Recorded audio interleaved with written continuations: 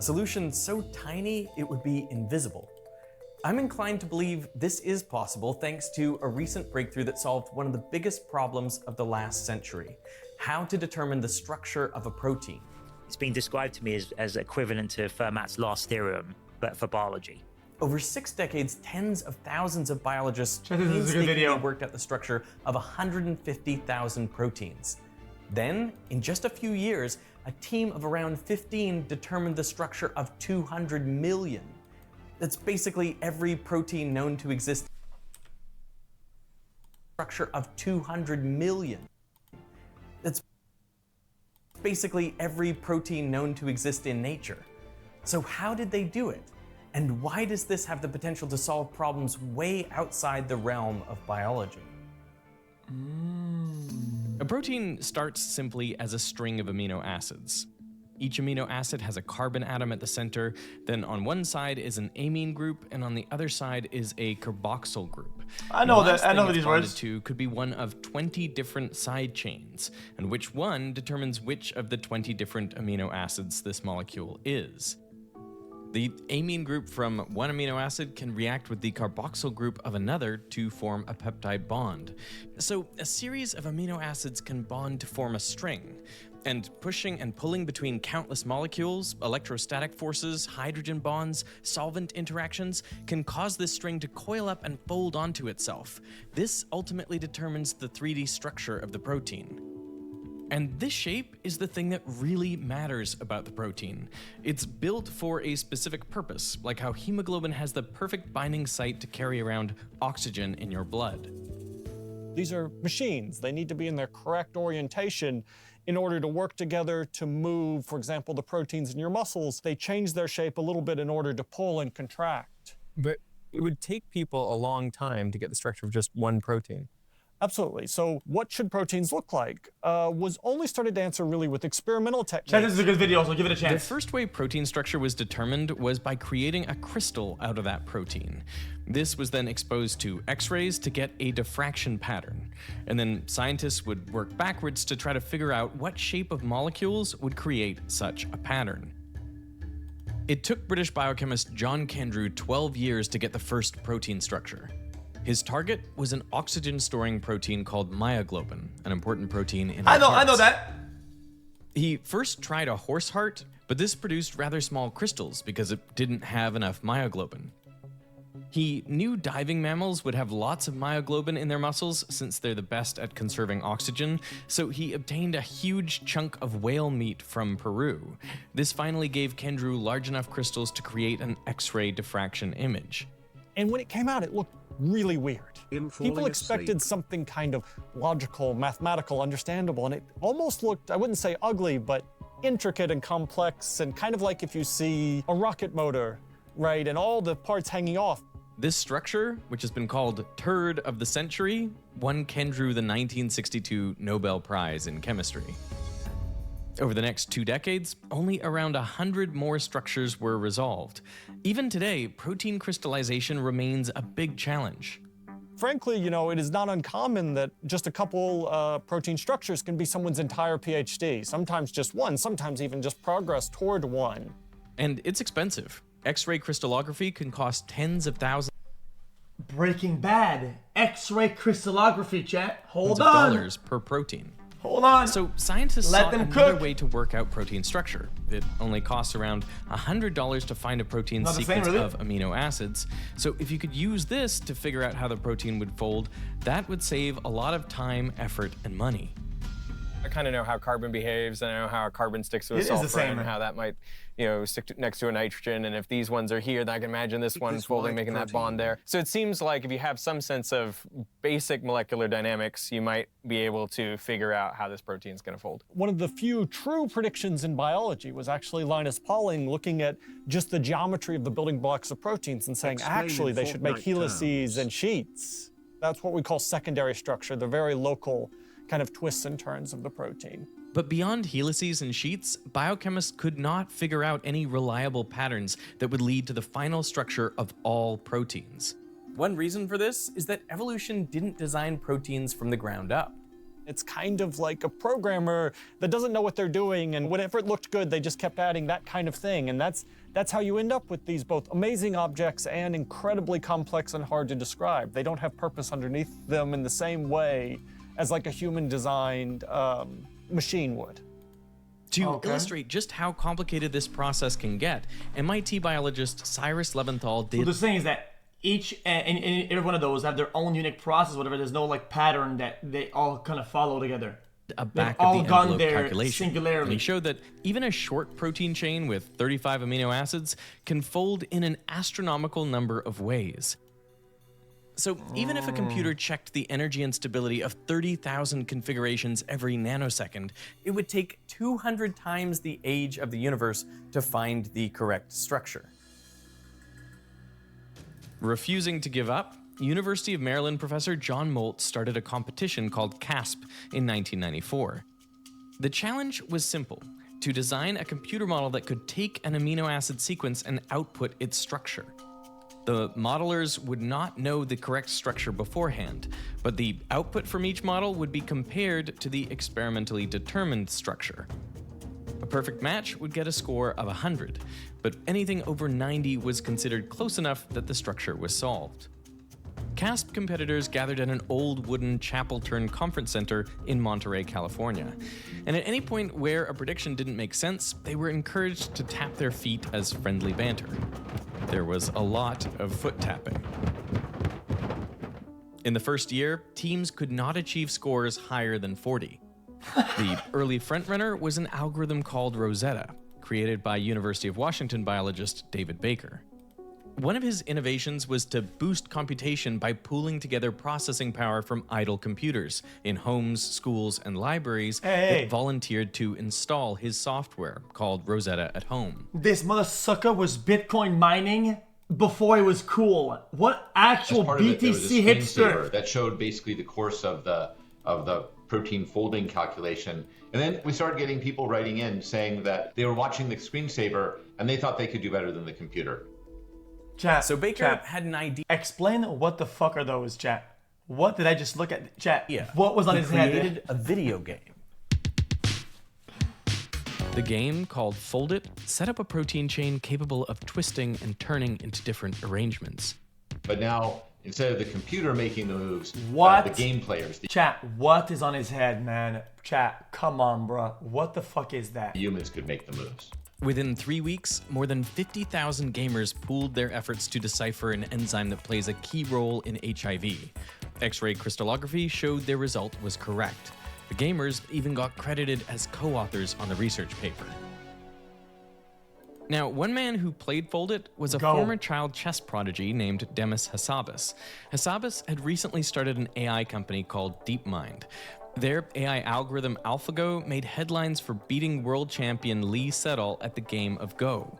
One of AlphaGo's moves, move 37, shook Sedol to his core. But Hassabis never forgot about his time as a Fold It gamer. So, of course, I was fascinated this just from games design perspective. You know, wouldn't it be amazing if we could mimic the intuition of these gamers, who were only, by the way, of course, amateur biologists?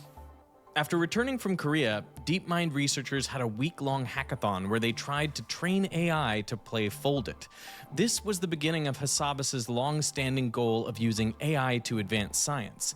He initiated a new project called AlphaFold to solve the protein folding problem.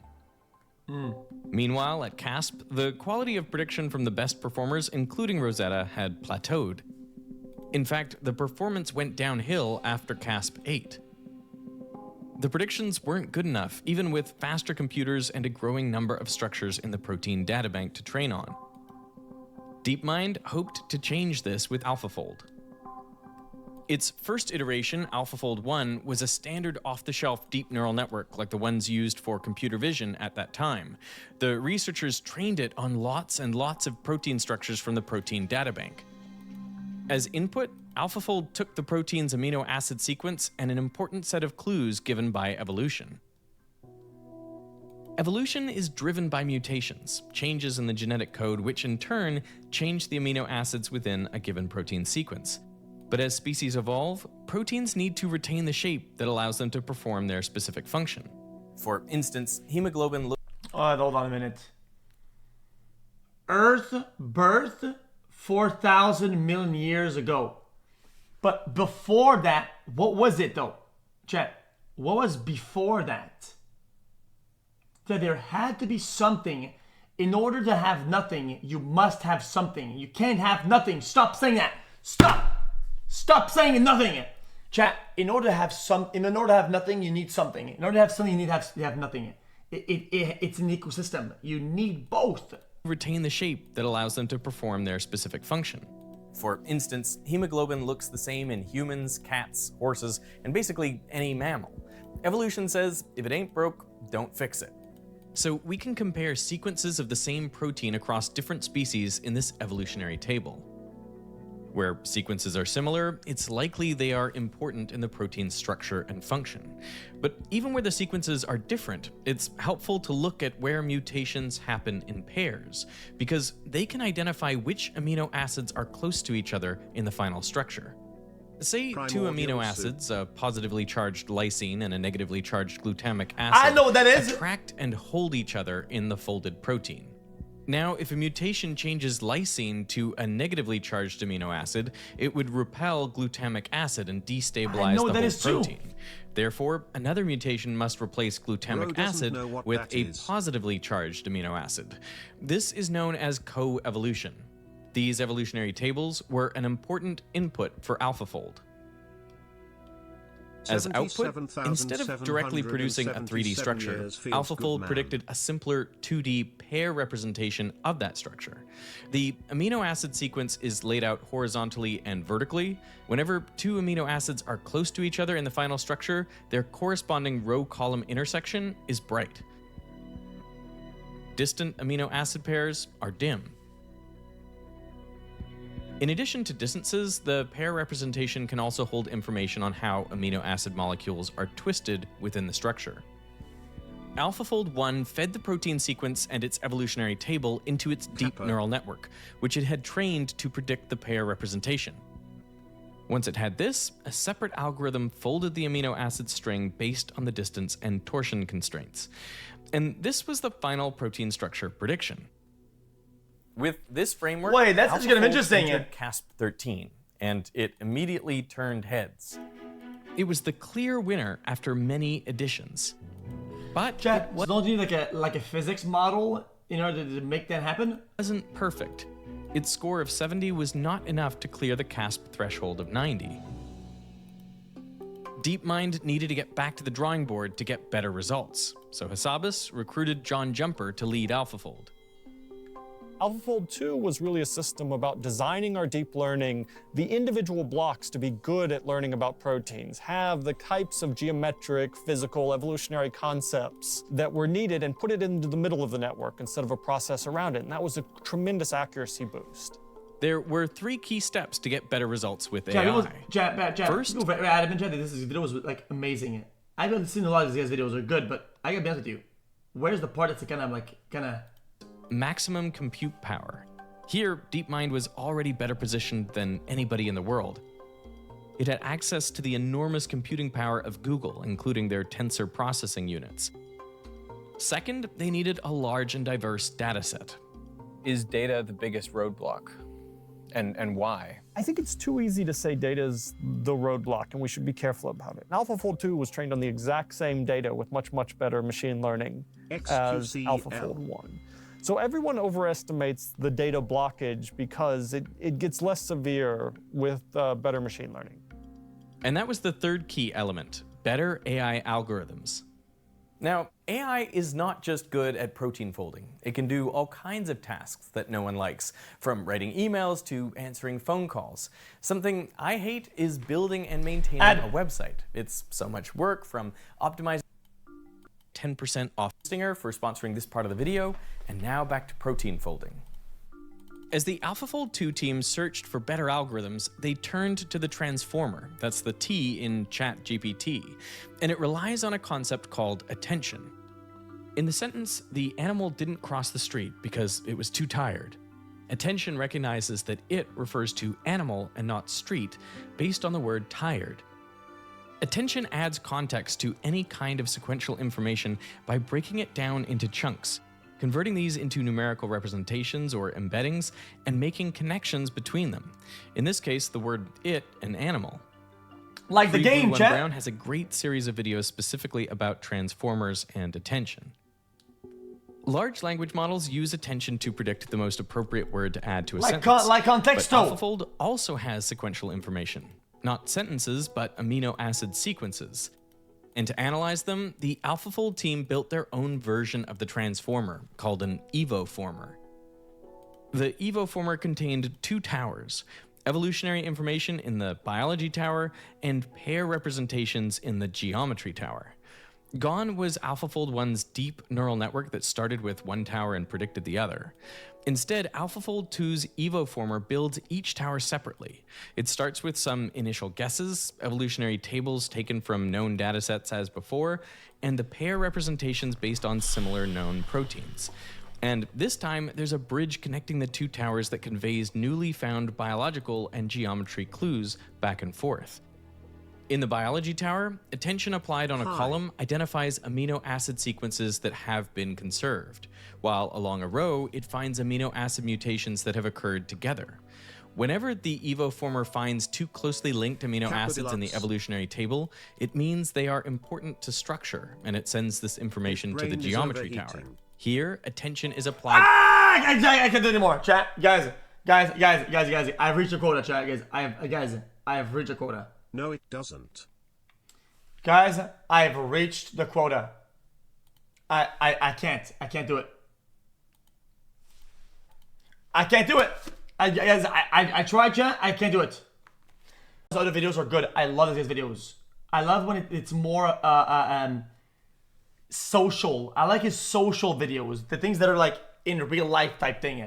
When it's about like miniature stuff, I'll be honest with you, I lose track of it. Like and subscribe.